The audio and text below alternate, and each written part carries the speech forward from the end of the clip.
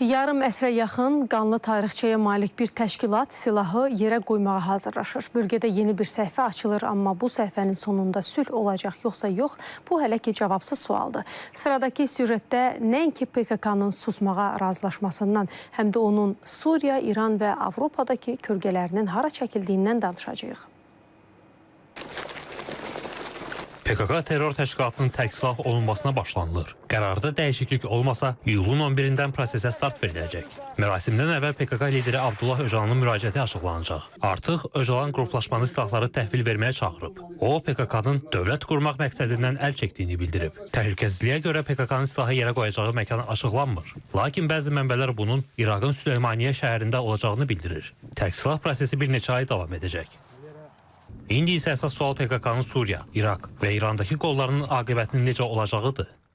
Terör örgütünün Suriye yapılanması PYD ve YPG hususunda da Suriye yönetimiyle entegrasyon ve kendisini feshetmesiyle ilgili bir süreç yürütülmektedir ve bu süreçte Türkiye tarafından yakinen takip edilmektedir.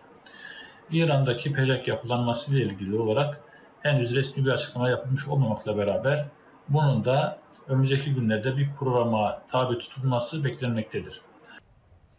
Türkiyədən bildirirlər ki, PKK-nın Suriya qolu ilə bağlı artıq razılaşma var. Ötən aylarda Suriya Demokratik Qüvvələri ilə Əl-Şarra hökuməti arasında silahlıların orduya inteqrasiyasına bağlı saziş imzalanıb. Ankara qruplaşmanın İraq qolunun həllinə də yaxındır. Bu məsələ Türkiyə Milli Kəşfiyyat Təşkilatının rəhbəri İbrahim Kalının İraqa səfəri zamanı əsas müzakirə mövzusu olub. Geriyə isə İran qolu PJAK qalıb ki, bu məsələdə Ankara ilə Tehran ortaq mövqedən çıxış edirlər. İsrailin İrana hücumları zamanı PJAK fəallaşmağa başlasa da, münaqişədən sonra qruplaşma əvvəlki mövqelərinə çəkilib. PJAK PKK-nın ləğvinin özünə təsir göstərməyəcəyini, Türkiyəyə hücum etməyəcəyini, o cümlədən Ankara ilə normal münasibətlərin tərəfdarı olduğunu bildirir.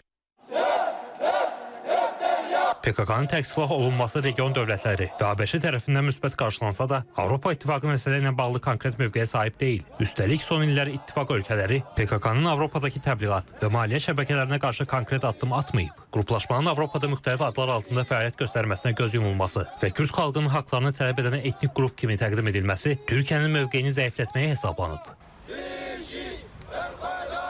Ola bilsin ki, Fransa indiki şəraitdə prosesdə maraqlı olmasın. Eyni zamanda Avropa İttifaqına üzv olan bəzi ölkələr var ki, onlar PKK-nın deməli ayrı-ayrı qanatlarına faktiki olaraq ev sahibliyi edirdilər. Onların öz ərazilərində fəaliyyət göstərməsi və Türkiyə əleyhinə təbliğat aparmasına imkan yaradırdılar ki, Türkiyə təzyiq vasitəsi kimi bundan istifadə etsinlər.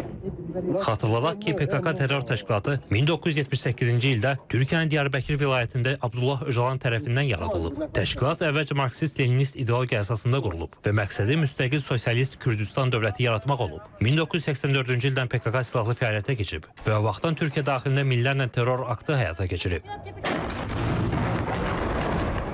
Bu hücumlar nəticəsində təxminən 40-45 min insan həlak olub. Bir sıra ekspertlər PKK-nın yaradılmasında və dəstəklənməsində keçmiş Sovet İttifaqının rolunun olduğunu bildirirlər. Lakin qruplaşma sonrada müxtəlif ölkələrin himayədarlığına keçib. Türkiyə Milli Müdafiə Nazirliyi, Milli Təhlükəsizlik Şurası və Beynəlxalq Təhlükəsizlik Mərkəzləri hazırda PKK-nın 4-5 min silahlı üzvünün olduğunu bildirir.